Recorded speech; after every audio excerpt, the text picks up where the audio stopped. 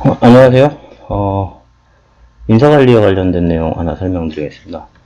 오늘 말씀드릴 글은 장수하는 강자의 비밀, 소프트파워 30원칙에서 출발한다라는 글이고요. 동아 비즈니스 리뷰 2016년 3월호에 실린 김광현 고려대 경영대 교수의 글을 가지고 말씀을 드리겠습니다. 기업 문화와 관련된 내용입니다.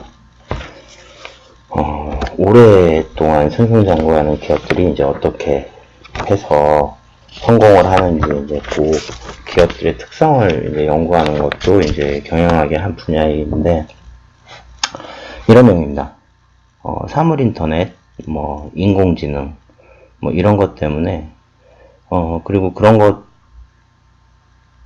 플러스 세계적으로 저성장 기조이다 보니까, 이제 이런 환경에서 이제 기업들이 살아남으려고 하면 유연성이라고 하는 거, 특히나, 그러니까 변화가 자꾸 막 크다 보니까 그 새로운 변화 트렌드에 맞춰서 기업이 이제 쉽게 따라 움직일 수 있는 이제 그런 기업과 조직 문화와 구조를 둘러싼 조직 유연성이라고 하는 게 기업의 생존과 성장을 위한 필수적인 덕목이 되었다라고 이제 이야기를 하고 있고요. 그래서 그런 조직 유연성, 그러니까 조직 인력 구조, 문화 이런 유연성을 가지기 위해서는 세 가지 가이드라인이 필요한다라고 하면서 이제 30원칙을 제시를 한 거예요. 첫 번째는 컨텍추얼 인텔리전스라고 해서 이제 맥락지능이라는 거죠. 그러니까 어떤 하나의 매뉴얼이 만고불변의 진리처럼 적용되는 건 없다. 그래서 그 기업의 핵심 가치에 기반해서 상황이나 맥락에 따라서 유연하게 적용할 수 있는 그런 능력들이 기업에 있어야 된다라는 게 첫 번째 얘기고요. 두 번째는 콜래보레이티브 인게이지먼트, 즉 협력적 몰입, 협력적 개입 이런 것들을 잘하는 기업이어야 된다는 거예요. 그러니까 업무 성과에 숟가락을 얹으려고 하는 협력이나 어떤 욕을 안 먹기 위한 면피성 협업 이런 거 말고 적극적으로 서로 개입하고 협력해서 전체적인 조직 분위기가 이렇게 몰입할 수 있는 그런 분위기를 조성해야 된다라는 거고요. 그 다음에 세 번째는 cultivating workplace, 즉 일터를 경작하는 거죠. 그러니까 그 채용부터 퇴직까지, 인재 채용부터 내부 인력을 육성하고 리더십을 확립하는 것까지 유연성, 개방성, 권한이임 이런 관점에서 조직에 대한 고민이 이루어져야 된다라고 하는 요 세 가지 3C, Contextual Intelligence, Collaborative Engagement, Cultivating Workplace 이 30원칙에 대한 얘기를 하나씩 설명을 하고 있습니다. 자, 배경은요. 옛날 얘기를 하나 해요. 그러니까 1980년대 중반에 출판돼서 현재까지 고전으로 읽히고 있는 책이 이제 폴 케네디의 강대국의 흥망이라는 책이 있대요. 저는 안 읽어봤어요. 근데 이제 이 책을 가지고 이제 얘를 들고 있는 거예요. 이 책이 처음 출간할 때는 다음 세대의 강대국으로 올라오는 국가는 일본일 거고 몰락하는 국가는 미국이 될 거다라고 했는데 30년이 지나서 보니까 미국은 여전히 강대국이고 일본은 중국한테 자리를 내주고 뒤로 물러났죠. 자, 이제 그랬을 때 이 몰락이 예상됐던 미국이 건재한 거는 무엇 때문이냐라고 하는 거죠. 이제 요거에 대해서 미국의 교수들은 미국의 지속 가능한 힘의 원천으로 이제 소프트 파워를 들고 있다는 거예요. 어떤 거냐? 구체적으로는 전 세계 유학생이나 이민자를 통해서 받아들이는 유연성. 그러니까 그 사람들이 많이 다른데도 불구하고 이제 받아들인다라는 거고요. 그 다음에 영화, 음식, 의복 이런 문화 상품이나 문화 코드를 세계화해서 전 세계적인 표준을 미국적 가치로 만드는 연성 권력이라는 거죠. 그러니까 강하게 힘으로 누르는 게 아니라 문화적인 걸로 이렇게 물들면서 자기의 권력을 구축하는 이런 힘이 미국을 굳건하게 유지시키고 있다라는 겁니다.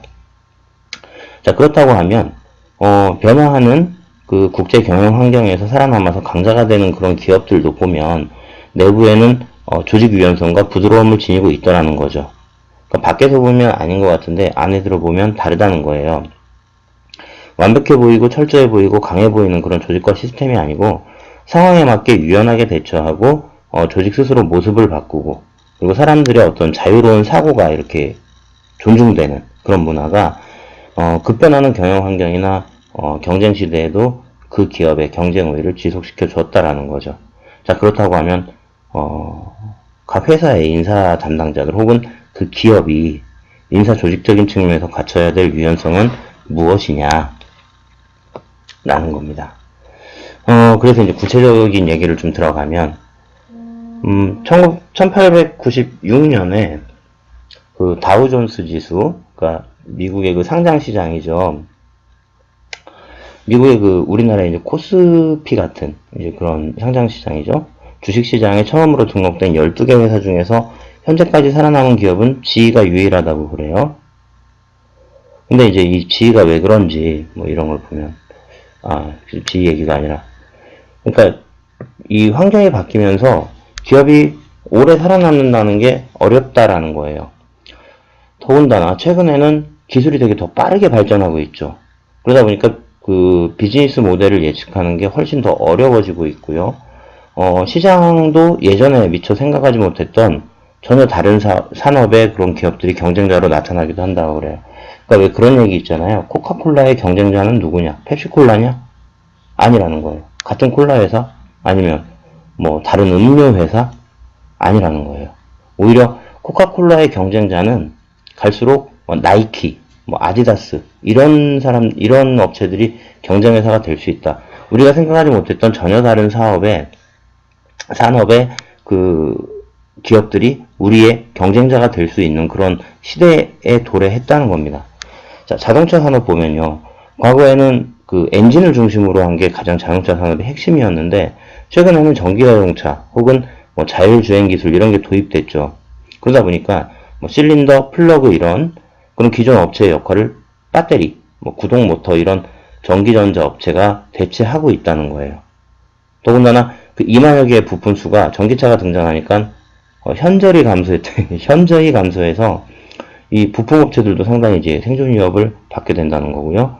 그 다음에 자율주행 기술이 도입되니까 그 운전 맡기고 이제 자기는 이제 그 시간에 딴 걸 하는 거예요.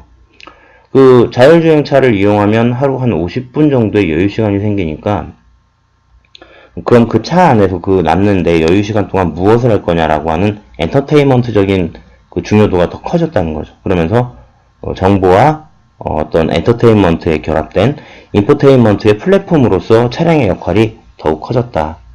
즉 여러 가지 측면에서 유연하게 대처할 수 있는 기업만이 이제 생존할 수 있다라고 하는 거죠. 자, 그럼 아까 얘기했던 이 살아남지 못하는 기업들, 즉 유연하지 못한 기업들이 그럼 어떤 특징이 있느냐? 첫 번째는 외부 환경 변화나 조직 맥락에 대해서 민감하지 못해서 제대로 대응하지 못한다. 두 번째, 신속한 의사결정이나 고객 대응을 가로막는 복잡한 규정이나 절차가 많다는 겁니다. 그러니까 되게 딱딱한 조직이라는 거죠. 그리고 조직 안에 혹은 밖에 여러 이해관계자들의 그런 커뮤니케이션이 그렇게 효과적이지 못하는 거예요. 그러니까 의견이 서로 막 돌고 하면 그거를 받아들이면서 조직은 자연스럽게 유연하게 되는데 그렇게 안 되는 거죠. 그리고 내부 구성원들은 조직에 지나치게 순종적이라는 거예요. 그러다 보니까 창의적인 사고나 다양한 의견들이 부족하더라. 자, 그러면 유연한 조직은 뭐냐? 이 양반은 한마디로 정의 내리긴 어렵다라고 얘기를 하고 있는데 대충 그 유연한 조직을 이야기할 때 대체로 등장하는 연관 문구들 보면 수평적이고 개방적인 기업 문화, 다양성과 창의가 존중받는 기업, 스피드 경영, 위계와 격식을 없애는 수평 조직, 이런 용어들이 이제 많이 쓰이는데 단지 이런 용어들만 가지고 조직 유연성을 갖췄다라고 얘기하기엔 좀 부족해 보인다는 거예요. 그 이유는 뭐냐면 파편적인 지식이나 정보가 부작용이 있다고 하는 거고요. 그 다음에 그러면 우리는 기업 문화가 수평적이고 개방적이니까 유연한 조직이다? 이렇게 얘기하기는 어렵다는 겁니다. 그렇게 이해하면 큰 모순에 빠진다는 거고요. 더 중요한 건 기업의 환경적인 맥락, 조직적인 맥락 이런 것들을 고려해서 유연성을 이해해야 되는데 그런 거에 대한 고려 없이 유연성을 생각하다 보니까 이제 오해하게 되는 이제 그런 거죠. 더 중요한 건 그 기업이 과연 환경적인 맥락, 조직적인 맥락에 맞게 움직이느냐 이게 이제 중요하다는 거예요. 그러니까 예를 들면 의사결정이 빠르다라고 하는 거. 이게 그러면은 좋은 거긴 한데 과연 그럼 그게 만병통치약이야. 의사결정만 빨리 하면 그 기업은 유연한 조직이 되고 성장하는 조직이 되느냐? 그건 아니라는 거예요. 근데 사람들은 유연한 조직은 의사결정이 빠르다라고 하는 문구에만 매몰돼서 전략적인 오류를 범할 수도 있다라는 거죠. 그래서 이후에 이제 나오는 얘기들은 이 조직 유연성을 증진시키기 위한 구체적인 방안 이런 거보다 그 3C 원칙에 따라서 그 방향성을 좀 제시해 보고자 한다라는 거예요. 자, 3C 원칙의 첫 번째 콘텍추얼 인텔리전스, 맥락지능입니다. 자, 성공적인 기업은 외부 환경 변화에 대해서 되게 민감하게 적응을 하고요. 그거에 따라서 내부 역량을 육성하고 조정하고 고유의 경쟁력을 유지한다. 중요한 건 외부 환경 변화에 민감하게 적응하기 위해서 그거에 따라서 내부 역량을 조정한다는 게 중요해요. 요인은 바깥에서부터 오고 그거에 대해서 우리가 어떻게 맞춰가느냐라고 하는 거죠. 자, 많은 기업들은 어떤 성공적인 기업의 관행이나 유행을 맹목적으로 따르는 경우가 많아요. 베스트 프랙티스라고 해서 그걸 막 무분별하게 도입하는 거죠. 근데 이제 그래서는 안 된다는 겁니다. 자, 시대 상황, 사회적인 맥락, 산업의 역동성, 사업의 복잡성이나 성숙도 등에 따라서 우리 조직에 최적화된 조직 구조와 업무 프로세스를 설계하고요. 그 안에서 생길 수 있는 여러 가지 갈등이나 부조화를 어떻게 효과적으로 조정하고 통합할지에 대해서 깊게 고민을 해봐야 된다는 겁니다. 그런 걸 잘 하려면 맥락지능을 잘 활용하는 게 중요하다. 맥락지능을 잘 활용해야 기업이 유연성을 확보할 수 있다는 겁니다. 자, 그럼 이제 하나씩 볼게요. 자, 맥락지능과 조직구조. 자, 회사 규모가 커지고 사업이 다양해지고 운영의 난이도가 올라갈수록 기업은 자연스럽게 위계적으로 변하죠. 그리고 복잡한 시스템에 의존하는 경향이 높아지죠. 그러니까 문화적인 측면보다는 그 어떤 내부의 시스템에 더 이제 관심을 가져요. 관리하는 시스템. 자, 그렇지만 자, 위계 구조가 강하면 통제 효과성은 높아지지만요. 반대로 의사결정은 느려지고 창의성은 떨어지겠죠. 자연스럽게. 자, 이런 부작용을 상쇄하기 위해서 권한을 위임한다든지 아니면 조직을 분할해서 그 안에서 의사결정을 하도록 하는 게 일반적인 컨설턴트들의 조언이라는 거예요. 근데 이제 더 중요한 건 자, 조직구조는 구성원들의 업무와 권한과 책임을 정하고 정보의 흐름, 커뮤니케이션, 의사결정 등 조직의 일하는 방식이나 기업이 지향하는 모델을 보여주고 있기 때문에 이 조직구조라고 하는 것은 상당히 상징적이고 실질적인 유연성의 요소가 됩니다. 즉, 조직 유연성을 높일 수 있는 조직 구조를 고려하는 데 있어서는 이 맥락지능의 중요성이 상당히 크다는 거예요. 그러니까 이 맥락지능을 중심으로 이 조직 구조를 어떻게 짜볼까를 고민하는 게 효과적이라는 얘기겠죠. 자, 맥락지능이란 그럼 뭐냐? 이 컨텍추얼 인텔리전스. 자기가 가지고 있는 지식이나 정보를 단편적으로 이렇게 이해해서 적용하는 게 아니라 전체적인 맥락을 이해해가지고 그걸 통해서 실제 상황에 적용할 수 있는 효과적인 의사결정과 실행을 가능하게 하는 역량을 맥락지능이라고 이야기할 수 있어요. 다시 얘기하면 이런 거죠. 유연성 제고를 위한 조직을 설계한다든지 일하는 방식을 변화하려고 할 때는 일반적인 베스트 프랙티스를 너무 믿고 의지할 게 아니고 조직의 외부 환경에 대해서 제대로 통찰하고 우리 내부 역량이 얼마나 갖춰져 있는지를 이해한 걸 가지고서 최적의 해결을 고민해야 된다는 겁니다. 이거를 잘 할 수 있도록 머리를 굴리는 능력이 맥락지능이라는 거죠. 외부와 적합한 거, 우리 역량에 적합한 거. 이게 이제 그 경영조직 쪽에서 많이 얘기는 나오는 거예요. 조직 문화를 어떻게 갖추어야 될까라고 할 때 외부 환경에 대한 적합한 문화가 필요하다. 그래서 이제 익스터널 핏이라고 흔히 얘기를 하고 우리 내부에 그럼 여러 가지 제도들이 그 외부에 맞춰진 거에 따라서 한 방향으로 같이 움직여야 된다. 그걸 이제 인터널 핏이라고 하면 이 익스터널 핏과 인터널 핏이 동시에 같이 핏할 때 이 조직 문화는 이상적인 조직 문화가 될 수 있다라고 얘기를 하거든요. 그 이상적인 조직 문화를 만드는 거의 근본이 이 맥락지능이라는 거죠. 외부의 환경과 어떻게 일치할지, 우리 내부 수준에 따라서 이걸 어떻게 받아들여야 될지, 이제 이런 것들이 잘 고민이 되는 이런 게 이제 맥락지능이다라고 하는 거고요. 보면 각각의 이제 기업 문화가 다 다르기 때문에 그 기업의 문화 그리고 기업이 하고 있는 업의 특성 이런 거에 따라서 조직 구조는 다를 수 있다는 거예요. 자, 개별 기업의 구체적인 가치 창출 방식이나 아니면 리더의 주도적인 역할에 따라서 조직 구조의 유형은 차이를 보일 수 있다는 겁니다. 그래서 성공하고 있는 기업들을 보아도 실제 조직 구조는 다 다르다는 거예요. 아, 저 잘 나가는 회사는 조직 구조가 저러니까 우리도 따라가야지 라고 하는 거는 낭패라는 겁니다. 예를 들면 자, 아마존 같은 데는 자기의 업이나 그 기업 문화의 특성에 따라서 여기 보시는 것처럼 이런 피라미드식의 구조를 가지고 있어요. 페이스북은 뭔가 아이디어가 많이 나와야 되니까 네트워크형으로 이루어져 있고, 애플은 중심부의 천재들의 아이디어에 의존을 하면서 나머지 기능적인 부분들을 이제 맞춰가는 거죠. 그러다 보니까 이런 토니바퀴형의 조직 구조가 이제 자연스럽게 만들어진 거고, 구글은 자기들의 업의 특성상 프로젝트처럼 막 움직이는 거예요.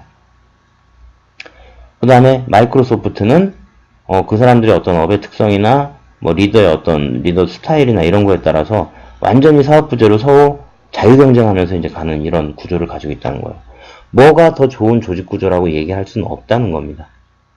그거는 이 기업의 업의 특성, 가치를 만들어내는 방식, 그리고 그 리더들의 어떤 역할, 그 리더의 성격 이런 거에 따라서 이렇게 다른 구조가 생겨날 수 있다는 거죠.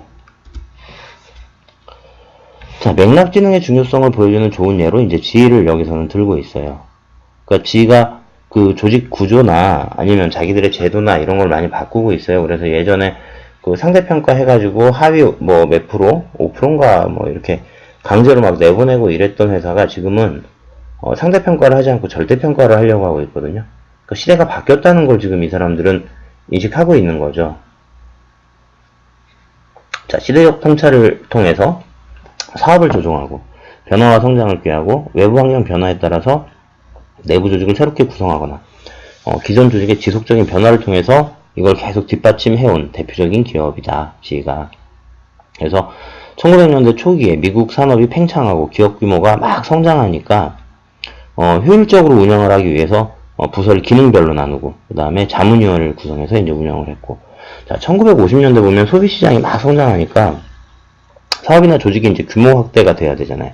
그러니까 그거에 대응하기 위해서 조직을 분권화시켰었고, 2000년대에 넘어오면서는 뭐 산업 인터넷이 나오고 이러니까 2020년까지 이제 세계 10대 소프트웨어 기업이 되겠다고 하면서 제조 중심의 어떤 그 사업 구조에서 제품과 서비스를 통합하는 새로운 사업으로 전환을 하고 있어요. 자, 그러다 보면 자연스럽게 이 회사의 조직 구조도 바뀔 수밖에 없다는 거죠. 중요한 건 이 전반적인 어떤 트렌드의 변화 이런 거에 맞춰서 이 지인은 계속 자기들도 맞춰서 변화를 꾀하고 있다라고 하는 게 성공하면서 장수하는 지위의 비결이다라는 겁니다. 자, 한 기업 안에서도요, 이게 조직 구조가 꼭 같을 필요는 없다는 겁니다. 다양한 하위 조직과 부서가 있기 때문에 조직 구조와 운영에 있어서 비일관성을 잘 받아들이고 활용하는 게 필수적이라는 거죠. 정답이 하나만 있는 건 아니다. 내외부 환경에 대한 적합성이 가장 중요하다는 거죠. 예를 들면 왼쪽 봐요. 자, 환경이 안정적이고 사업이 덜 복잡한 데는 이거는 사람들의 창의성이나 이런 게 그렇게 중요하지 않아요. 기존의 경험, 노하우에 기반한 점진적인 개선만 하면 됩니다. 이런 데는 중앙집권적이고 위계적인 수직구조가 더 유리하죠.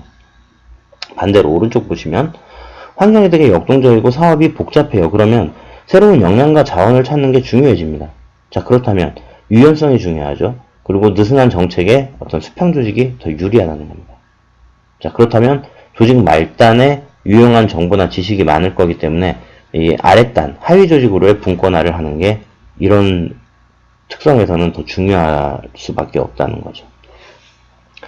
자, 그래서 조직 내에서의 업무 유형에 따라서 다른 조직 형태를 고려하는 것도 가능하다는 거예요. 그래서 뭐 그러니까 영업 조직 같은 경우는 이 고객 접점 위주로 조직을 구성하든지, 재무회계 쪽은 전문성에 초점을 둔 소팀제를 운영한다든지, 인사 쪽 같은 경우는 인사 정책이나 실행을 위한 그 큰 대규모 팀제에 기반해서 프로젝트 팀을 구성한다든지, 뭐 이렇게 각각 다르게 구성할 수도 있겠다. 그 다음에 사업 관리자 계층은 책임과 권한의 명확화를 위해서 되게 슬림하게 가져가는 게 좋고, 직원 계층한테는 승진의 동기부여를 더 강화하는 이런 것들이 중요하다는 거죠. 근데 여기서 얘기하고 있는 핵심은 뭐냐면 우리가 하고 있는 업의 특성이 뭐냐, 우리가 가고자 하는 어떤 사업의 방향이 무엇냐, 이걸 가지고 이 조직 구조도 고민을 해봐야 된다는 겁니다. 그 다음에 두 번째, 핵심 가치에 기반한 업무 프로세스와 의사결정 기준, 그리고 맥락지능이라고 이제 되어 있습니다. 자, 조직 유연성을 위해서 조직 구조도 중요한데, 그것만큼 또 중요한 게, 구성원들의 행동 양식에 영향을 주는 핵심 가치에 기반한 업무 프로세스와 의사결정 기준이라는 거예요. 반대로 얘기하면, 핵심 가치에 기반한 업무 프로세스와 의사결정의 기준이 구성원들의 행동 양식을 결정한다는 겁니다. 보통 이 조직 유연성이라고 하는 게 조직의 위계를 없애는 게 유연성이다, 맥락지능적으로 일하는 거다, 이렇게 이제 착각들을 하시는데, 조직의 위계가 있냐 없냐 이게 중요한 게 아니고요. 자, 상황 변화할 때 그 회사의 핵심 가치에 기반한 업무 프로세스와 의사결정 기준을 유연하게 맥락지능 관점에서 수립하고 실행할 수 있느냐가 훨씬 중요하다는 거예요. 그러니까 변화하는 상황에서 그러면 우리의 어떤 일하는 방식이나 의사결정의 어떤 기준이나 이런 것들을 명확하게 가지고 가고 있고, 상황이 바뀌면 그걸 또 변화할 수 있고 이러느냐, 이게 이제 중요하다는 겁니다. 자, 넷플릭스라는 회사가 있어요. 스트리밍 회사입니다. 유튜브랑 약간 비슷한 그런 회사인데 요새 이제 많이 뜨고 있는 회사예요, 미국에서. 이 넷플릭스 보면요, 조직이 성장하면서 자, 넷플릭스 이해에 부합하게 행동해라 라고 하는 그 행동 지침의 큰 가이드라인만 제시하고 있어요. 그리고 나머지 권한은 다 위임을 했어요. 그러다 보니까 지나친 규정화, 시스템화를 극복했죠. 그런데도 사람들은 회사의 이해에 부합하게 행동하는 거란 무엇일까를 자기 머리로 판단하고 그 틀 안에서 이제 자기가 자유롭게 의사결정하고 한다는 거죠. 그래도 아무런 문제가 없이 성공하더라는 거예요. 그래서 중요한 건 구조를 어떻게 만드냐에 대한 문제보다 우리의 중요한 핵심 가치에 따라서 업무 프로세스를 어떻게 가져가고 의사결정 기준을 어떻게 해줄 거냐, 이게 중요하다는 거죠. 핵심 가치에 기반한 업무 프로세스와 의사결정에 대한 명확한 기준을 제공하면서 권한은 다 위임하면 여러가지 긍정적인 효과가 나타날 수 있다고 그래요. 비슷한 예입니다. 자, 포시즌즈 호텔이라는 게 있어요. 이게 아마 얼마 전에 알파고하고 이세돌이 광화문 쪽에서 바둑 떴던 그 호텔 체인이 아마 여기죠. 포시즌즈 호텔. 2015년까지 18년 동안 포춘지 100대 일하기 좋은 기업으로 선정이 됐는데, 여기는요, 기본 원칙은 이거예요. Treat other people as we would like to be treated ourselves. 우리 스스로 대접받고 싶은 것처럼 사람들을 대접해라라는 거죠. 그 원칙 하에서 재량권을 위임했어요. 그러다 보니까 고객 현장에서 찾아오는 고객 개개인들에 맞는 맞춤형 서비스가 제공이 되더라는 거죠. 저 사람이라면 이런 대접을 받고 싶어 하는구나라고 여러 가지 이걸 다 매뉴얼 한다고 생각해봐요. 얼마나 복잡합니까? 이제 그거를 현장에 맡긴다는 거죠. 중요한 관점은 네가 대접받고 싶은 것처럼 저 사람 대접해라. 그 가치가 맞다면 네가 실수하더라도 인정해주겠다. 이제 이런 개념들이 깔려 있다는 거죠. 오히려 이런 데가 성과가 더 나더라라는 거죠. 자, 핵심 가치를 가이드라인으로 제시하면 조직원들은 이걸 맥락에 맞게 적용하면서 맥락지능이 발달해요. 핵심 가치와 어긋나지 않도록 뭘 더 잘할 수 있을까?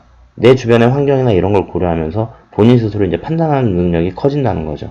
즉, 구체적 행동에 대한 규정이나 규칙은 편협한 시각과 함께 경직된 행동을 가져오게 되지만, 핵심 원칙을 강조하는 건 원칙의 내면화를 통해서 유연성을 극대화할 수 있다. 원칙의 내면화가 가능해서 유연성이 가능해진다라는 거죠. 현장 관리자나 직원한테 권한을 위임해서 기업은 고객 응대나 시장 수요 예측에서 유연성을 높일 수 있죠. 플러스 직원에게서는 직무에 대한 강한 애착을 갖게 되죠. 왜 자기 머리로 판단하는 일이잖아요. 얼마나 좋아요.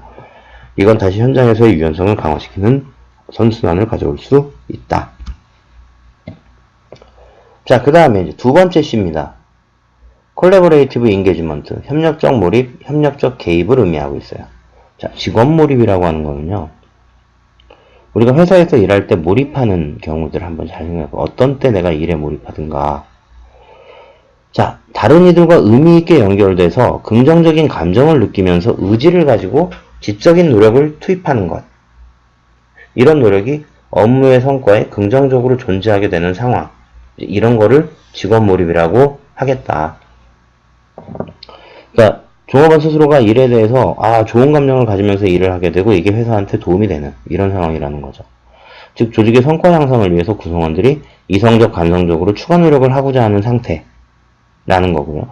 몰입도가 높아지면 업무 만족도 그리고 조직 몰입도 높아지겠죠. 그리고 성과 향상 되겠죠. 직원들의 자발적 노력 커지겠죠. 그러니까 고객 만족, 이직률 감소 이런 긍정적인 결과가 나타나게 되는 거죠.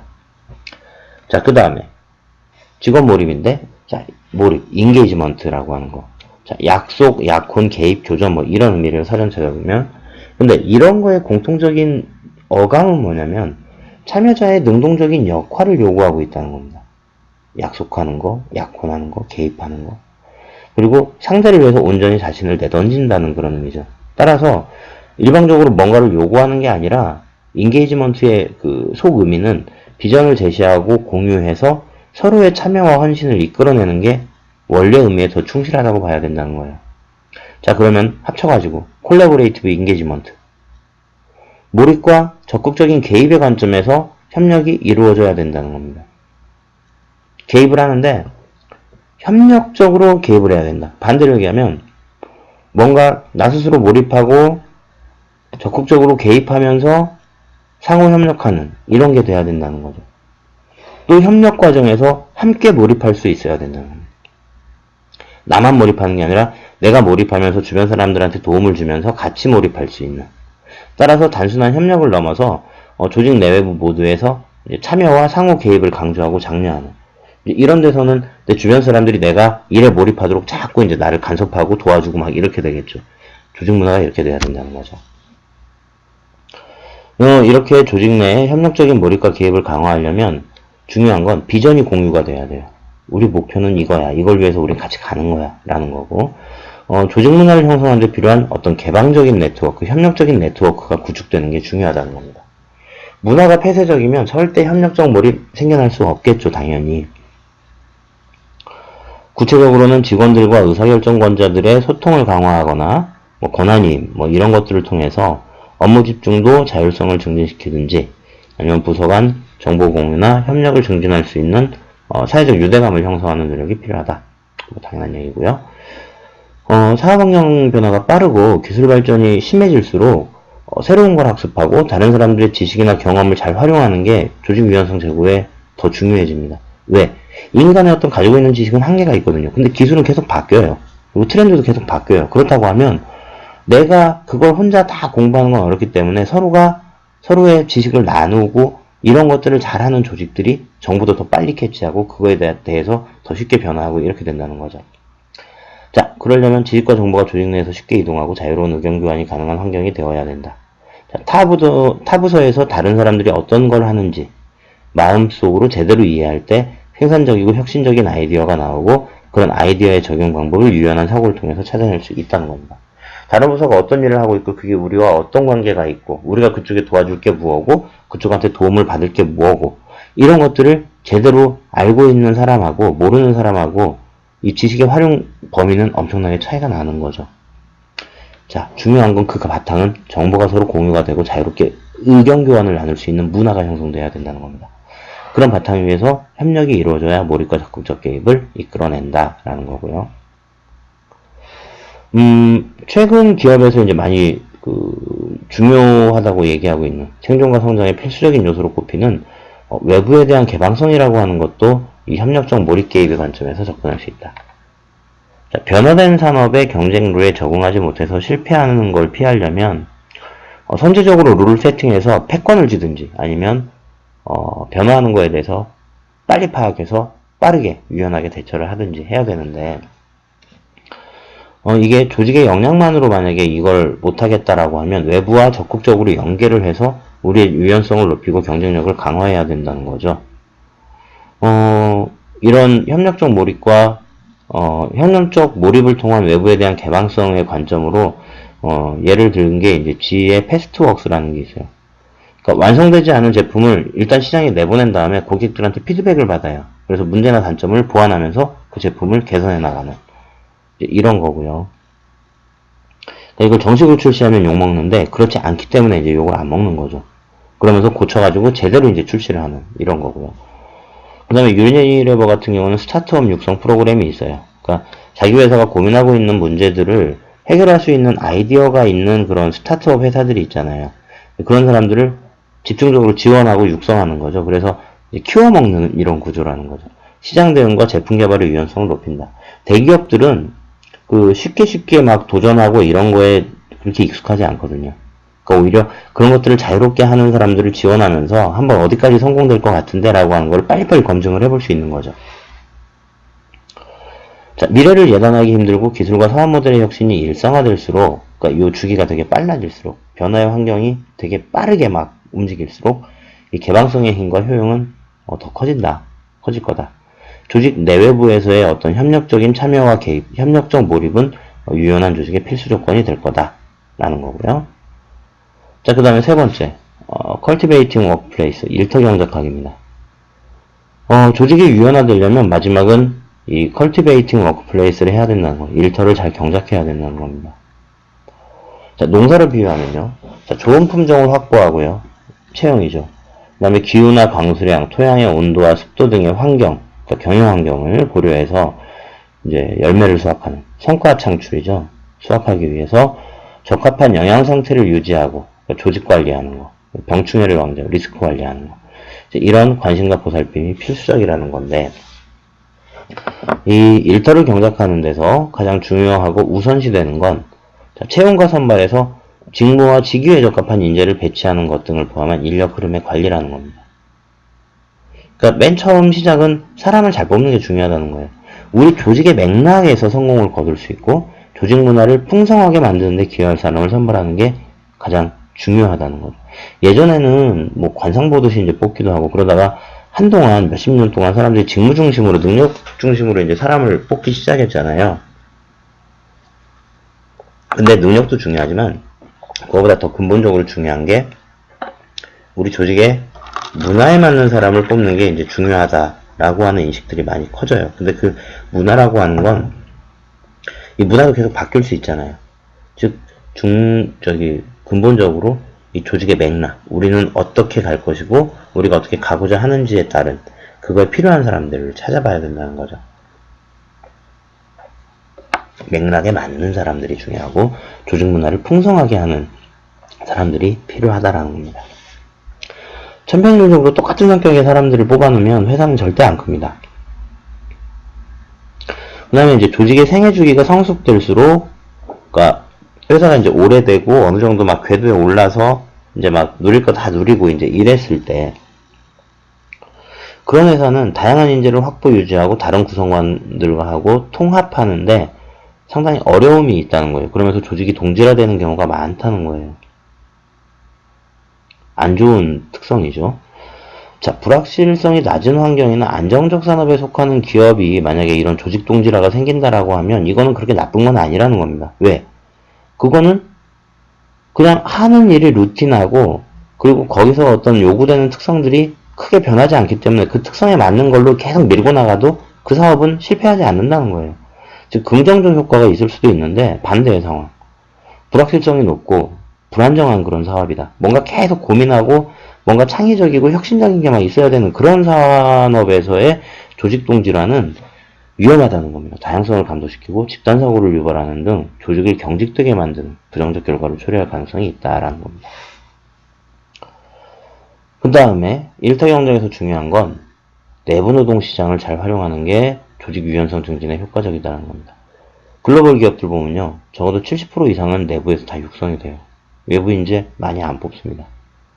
근데 이제 그 이유가 뭐냐면 내부 노동 시장은 기업의 특화된 지식이나 기술을 확보하고 동시에 장기적인 고용 관계이기 때문에 안정적이죠. 그리고 승진 기회가 이제 보장되는 거잖아요, 직원들한테.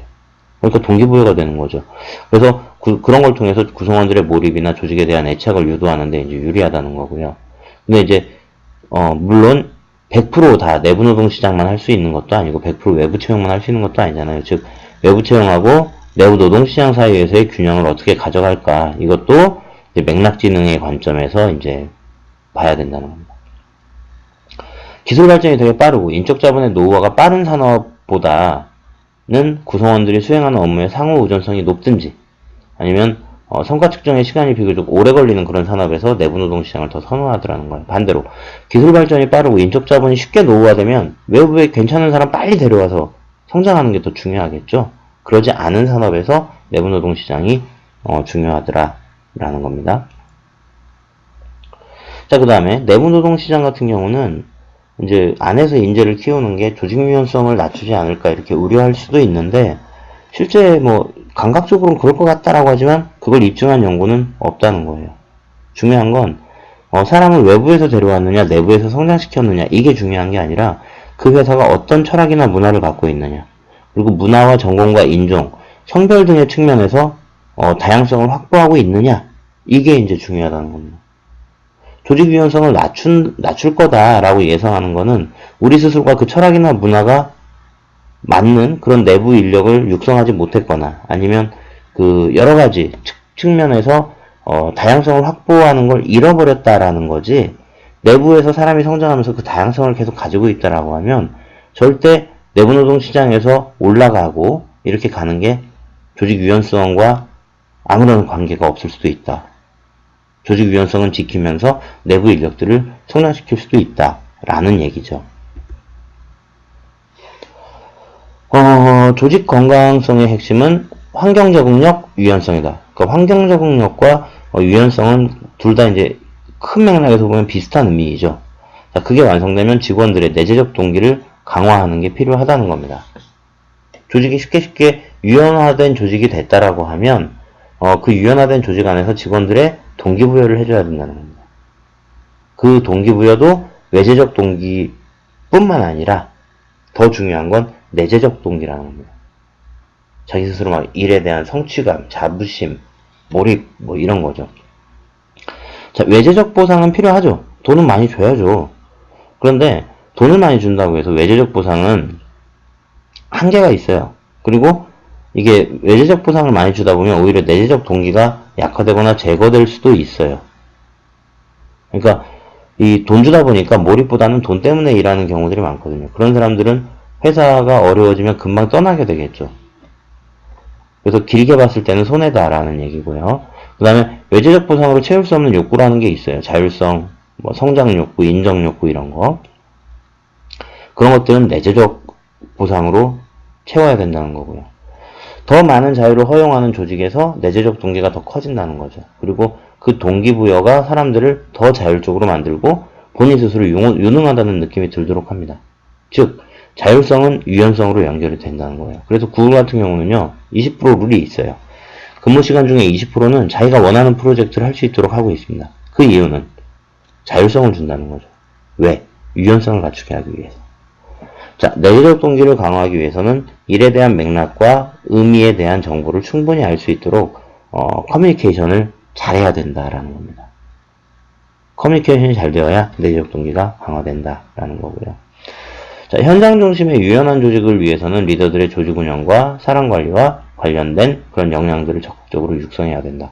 제일 중요한 건요, 현장 리더입니다. 현장 리더들이 그렇게 분위기를 이끌어 가줘야 돼요. 자, 조직 구조가 모든 걸 해결해 줄 수 없습니다. 그리고 핵심 가치에 기반한 업무 프로세스도 제대로 작동하지 않을 수 있어요. 뭐, 우리가 업무 프로세스를 어쨌든 뭐 조직 맥락적으로 아니면은 뭔 소리야. 핵심 가치에 기반해서 업무 프로세스나 뭐 의사결정 기준이나 이런 걸 잘 만들었다라고 하더라도 그게 잘 운영이 되는 건 실제 사람이 운영하라는 거잖아요. 그 핵심 되는 사람들은 권한이 위임된 리더라는 겁니다. 그 리더들이 적극적으로 조정하고 통합하는 걸 잘해야 된다고 합니다. 조직 내 많은 제도나 정책도 현장에서 실행하고 촉진하는 리더와 조직 문화가 뒷받침되지 않으면 무용지물이 될 거다. 따라서 리더들에 대해서 구성원들의 동기를 파악하고 권한을 위임하고 피드백을 제공하고 그래서 그걸 통해서 구성원들의 업무 집중도를 높이고 성장 욕구를 자극해서 성과를 창출하도록 역량을 개발시켜주는 이런 게 리더들한테 요구가 된다는 거죠. 그만큼 리더들의 역할이 중요하기 때문에 그 리더들을 잘 가르치고 리더들이 그 구성원들을 잘 이끌어갈 수 있도록 하는 그 역량을 적극적으로 지원해줘야 된다는 거죠. 그래서 결론은 장수 기업들 보면 단기적 성과보다는 장기적인 관점에서 그 조직의 건강함을 유지하기 위해서 힘썼고, 급변하는 경쟁 환경에서 계속 시행착오를 겪으면서 진화를 했다는 공통점이 있다는 겁니다. 그러니까 뭔가 환경 변화가 예상되고 이러면 인사제도나 이런 데서도 좀 다양한 시도들을 좀 해봐요. 그래서 아닌 것 같다라고 하면 접고, 맞다라고 하면 어떤 변화된 시대에 맞춰서 그 제도를 이제 밀고 나가고, 또 검토하고, 이런 것들이 이제 계속 되풀이되는 거죠. 한 제도를 가지고 쭉 오래가는 기업들은, 어떤 환경에 이런 걸 잘 타고 넘어서, 이제 수익은 벌 수 있을지 모르지만, 과연 오래가는 강력한 기업이 된다? 이러기는 어렵다는 겁니다. 사실 강한 기업이 된다라고 하는 거는 그 변화에 따라서 계속 변화해야 되는 거기 때문에, 그러니까 외부 변화에 따라서 내부 변화가 계속 이루어져야 되는 거기 때문에, 사실 그 기업은 강하지만 그 안에 있는 사람들도 강해지죠. 시달리니까. 자, 환경과 맥락에 따라서 끊임없이 실험하고 구성원들의 협력적인 참여를 이끌어내서 내재적 동기를 충만한 일터를 조성하는 게 곧 유연한 조직으로 가는 가장 확실한 길이라고 이야기를 하고 있어요. 되게 당연한 소리를 하고 있는 건데. 마지막으로 이런 예화를 가지고서 마무리하고 있습니다. 노자가 이제 스승이 죽기 직전이라고 해서 찾아갔대요. 갔더니 이제 의식은 있는 거예요. 대화를 하는데, 이 스승이라고 하는 존재는 사실 그러잖아요. 죽을 때까지도 그 자기 제자가 대학자로서 이름을 날리더라도, 아, 내가 저 자식한테 뭔가 하나 더 가르쳐야 되는데, 뭐 이런 생각을 하잖아요. 마지막 대화랍니다. 내 이와 혀 중에서 어떤 게 남았느냐? 그랬더니 노자가 이는 빠져서 없고 혀만 남았습니다라고 하니까 이 스승이, 그래, 딱딱한 것보다 부드러운 게 더 오래 남는 법이다. 이렇게 얘기를 했다고 그래요. 자, 부드러움은 강함을 이긴다. 강한 자가 살아남는 게 아니라 살아남는 자가 강하다는 거죠. 즉, 조직은 유연하게 말랑말랑하게 가져가야 된다 라는 결론을 가지고 이야기를 하고 있습니다. 여기까지 말씀드리고 마치도록 하겠습니다. 수고하셨습니다.